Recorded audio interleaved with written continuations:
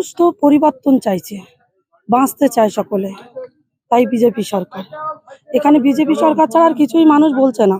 এখানে যে তৃণমূল দ্বারা যে অত্যাচার হয়েছে, আজকের মানুষ এত অত্যাচার, এত নির্যাতন মানুষের উপর চলেছে যে আজকের বয়স্ক মানুষ তাদের চোখের জল অঝরে বেরিয়ে যাচ্ছে।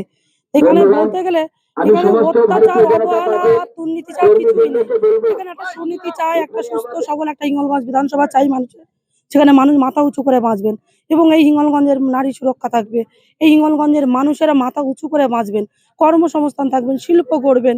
আমরাও এইগুলোই চাই, আর মানুষও চান। তার সাথে সাথে মানুষের চোখের জল এইগুলোই প্রকাশ করেন যে এখানে কি নির্যাতন আর কি অত্যাচার চলছে। এখানে এই তৃণমূল সরকার ফ্ল্যাগ বেঁধেছে, ফ্ল্যাগ খুলে ফেলেছেন। বাড়িটা ইতিমধ্যেই আমাদের একটা ফোনে ভিডিও করে দিয়ে দিলেন, দিয়েও ওনারা ভয় পাচ্ছেন যে আমাদের নিরাপত্তা কোথায় দিদি, আমরা যে বলবো আমাদের বাড়িতে গিয়ে আমাদেরকে মেরে আসে, মহিলাদেরকে লাথি মারে।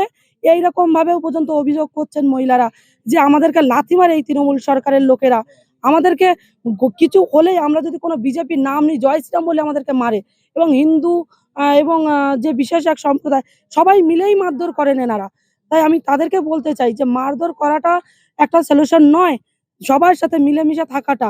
দেখুন, সরকার আপনারা পাচ্ছেন সুযোগ সুবিধা, যারা পাচ্ছে না তাদেরকেও পাইয়ে দেওয়ার দরকার। কিন্তু আপনারা যে দুর্নীতি করছেন, যেভাবে মানুষের উপর অত্যাচার অবহেলা করছেন, তো এখানে শুধুমাত্র পরিবর্তন ছাড়ার কোনো উপায় নেই। আমরা পরিবর্তন চাই। হিঙ্গলগঞ্জের মানুষ স্বতঃস্ফূর্ত হয়ে রাস্তায় নেমেছেন, আমরা মানুষের পাশে আছি, সঙ্গে আছি, থাকবো।